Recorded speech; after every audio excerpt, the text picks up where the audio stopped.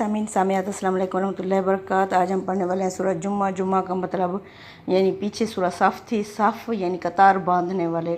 अब कतार में खड़े होकर क्या करना है, अल्लाह फरमाते हैं ये इज्तिमाई इबादत है। जुम्मे के दिन आप लोगों ने जुम्मे की नमाज़ अदा करनी है।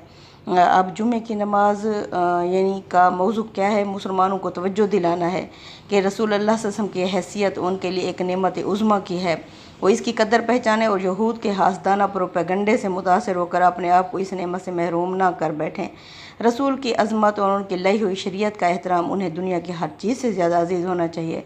वो मुतनब्बे रहें यानी ख़बरदार रहें इस बात से कि इसमें यानी कि आप सल्लल्लाहु अलैहि वसल्लम की अज़मत में उनसे कोई कोताही ना हो, वरना उनका अंजाम भी वही होगा जो इससे पहले यहूद का हो चुका है।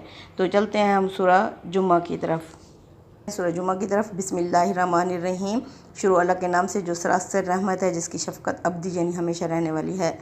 युसब्बिहु लिल्लाहि मा फिस समावाति व मा फिल अर्ज़िल मालिकिल कुदूसिल अज़ीज़िल हकीम।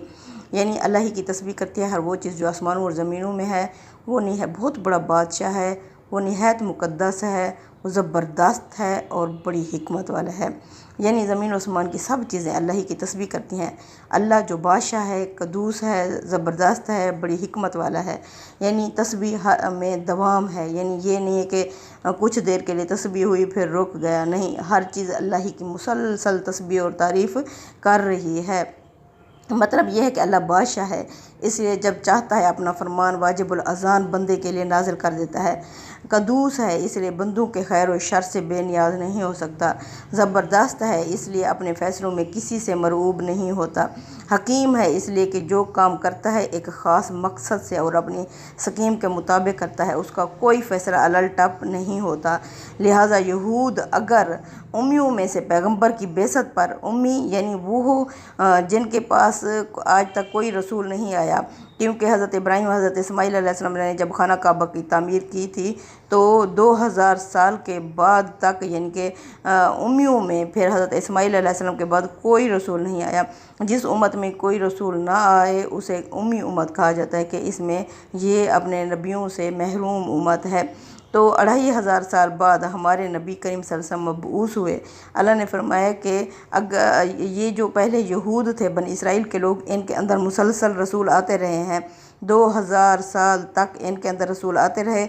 जब हज़रत ईसा अलैहिस्सलाम इस दुनिया से चले गए तो फिर उनके तकरीबन 600 साल के बाद हमारे रसूल मोहम्मद सल्लल्लाहु अलैहि वसल्लम मबऊस हुए। तो इन्हें इतराज़ था, ये समझते थे कि ये उम्मी, अनपढ़ और बग़ैर जिनके पास कोई रसूल नहीं आया, यानी इनकी कोई वैल्यू नहीं है इस उम्मत की, तो वो इसे डी वैल्यू कर रहे थे। तो अल्लाह ने हज़रत मोहम्मद सल्लल्लाहु अलैहि वसल्लम को जब मबऊस फरमाया तो वो इतराज़ कर रहे थे कि ये तो हज़रत जिब्राईल अलैहिस्सलाम ने ख़ियानत की है, हमारे पास ये रसूल आना था, यानी ये नबूवत हमें मिलनी थी, यहूदियों में से मिलनी थी, तो ये कैसे उम्मियों यानी इस्माइलियों में चली गई। तो अल्लाह फरमाते हैं अगर यहूदियों को उम्मियों में पैगंबर की बेसत पर एतराज़ है तो उन्हें गौर करना चाहिए कि वो किस हस्ती के फ़ैसले पर एतराज़ कर रहे हैं। ज़मीन और आसमान की सब चीज़ें उसकी तस्बीह करती हैं, वो इससे पाक है कि किसी के जानिबदारी करे। ये नहीं मानते तो ना माने, इनकी ख्वाहिशात के मुताबिक तो फ़ैसला अल्लाह ने करना ही नहीं था, तो उसका हर एक फ़ैसला अल्लाह यानी अपनी मर्ज़ी से ही करता है, इनकी ख्वाहिशात के मुताबिक नहीं करता।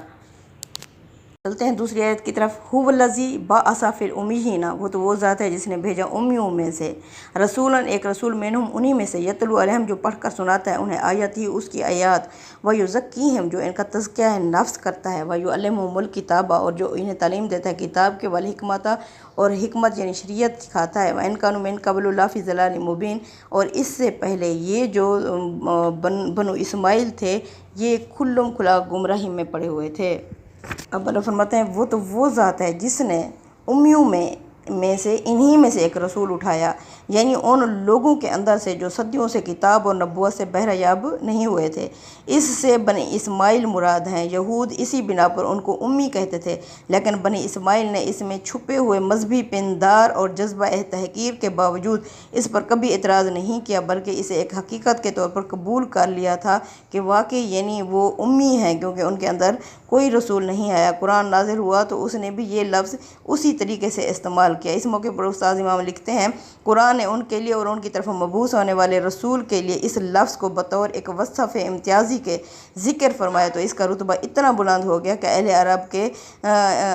عرب کے لیے اس نے گویا ایک تشریف آسمانی کی حیثیت حاصل کر لی لفظ امی نے، کیونکہ امت بھی امی تھی اور رسول بھی امی تھے، الگ رسول پڑھے ہوئے نہیں تھے، تو ایک یعنی کہ گویا آسمان کی ایک تشریف آسمانی کی حیثیت حاصل کر لی، جس سے قدرت کی یہ شان ظاہر ہوئی کہ جس نے ان پڑھ اور گنوار کہہ کر ان کو حقیر ٹھہرایا گیا ہے وہ تمام عالم کی تعلیم اور تہذیب پر معمور ہوئے، اور جن کو اپنے حامل کتاب اور شریعت ہونے پر ناز تھا، اللہ نے ان کے بارے میں فرمایا کمثل الحمار، ان کی مثال گدھے جیسی ہے، یحمل اسفرا، جس پر کتابیں لاد دی گئی ہوں، یعنی چار پائے برو کتابیں چند کے مصداق قرار پائے۔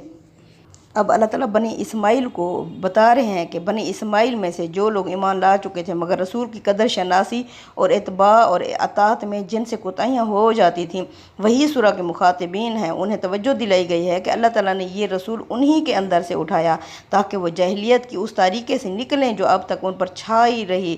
مطلب یہ ہے کہ جن کو یہ نعمت ملی ہے وہ اس پر خدا کا شکر ادا کریں، اسے حرز جان بنائیں اور دوسروں کو بھی دعوت دیں کہ وہ اس کی قدر کریں۔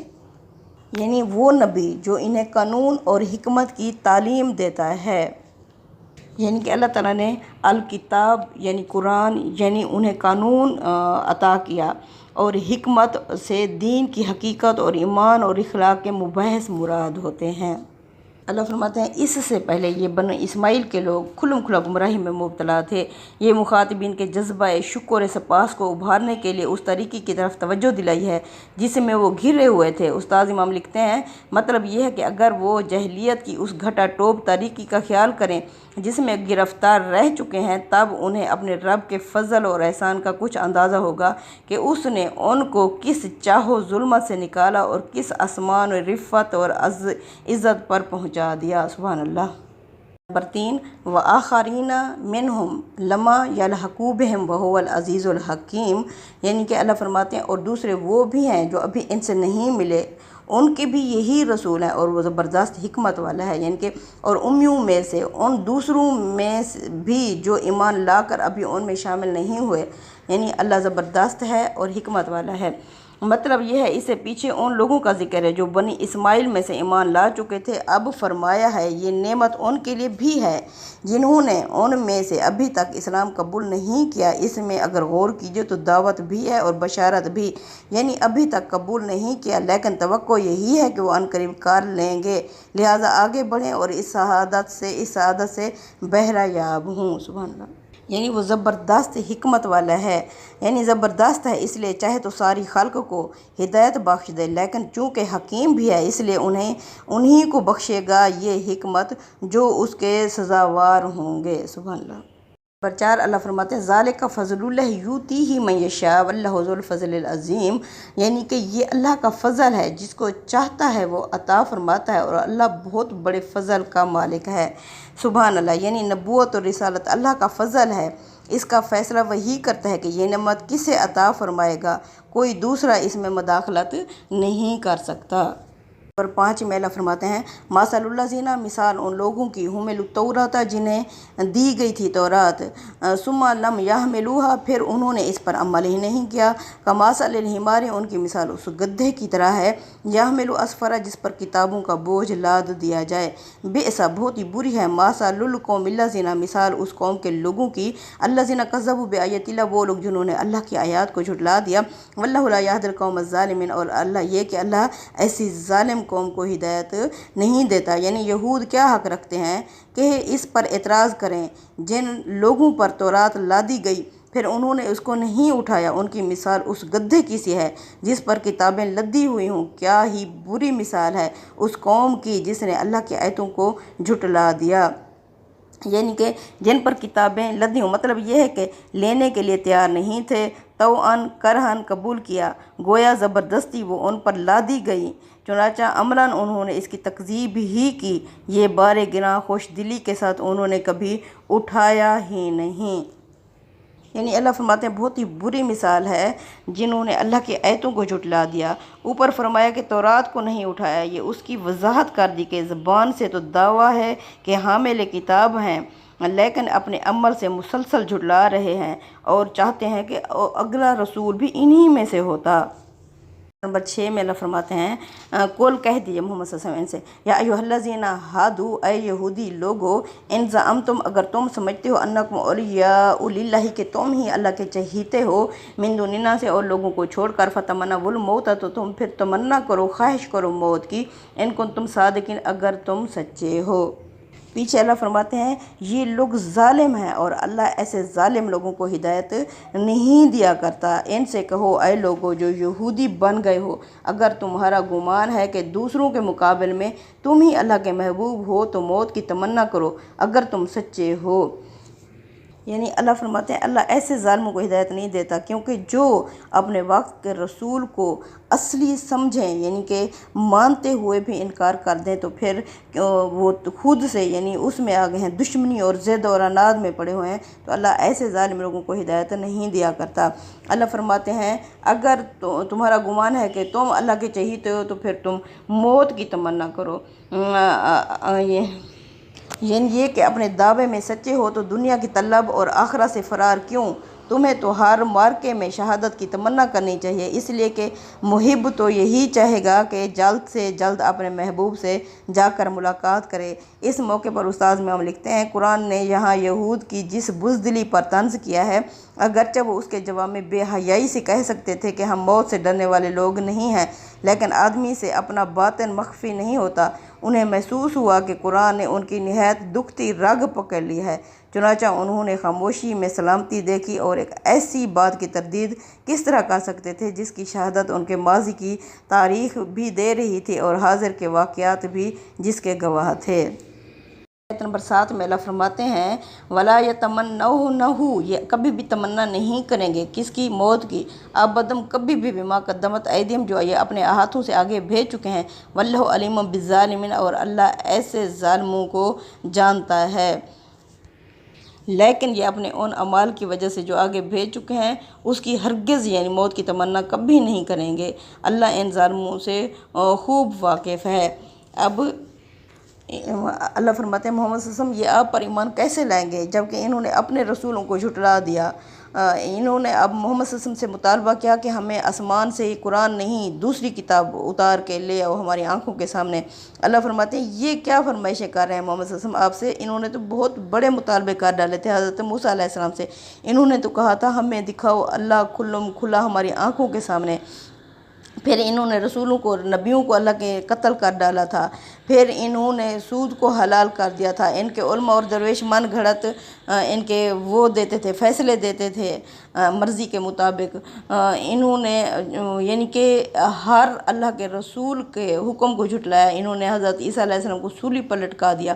اللہ فرماتے ہیں یہ کس طرح یعنی آپ پر ایمان لائیں گے اور کس طرح یہ موت کی تمنا کریں گے؟ یہ کبھی بھی نہیں کریں گے کیونکہ انہیں پتہ ہے انہوں نے اپنے ہاتھ سے آگے کیا بھیجا ہوا ہے۔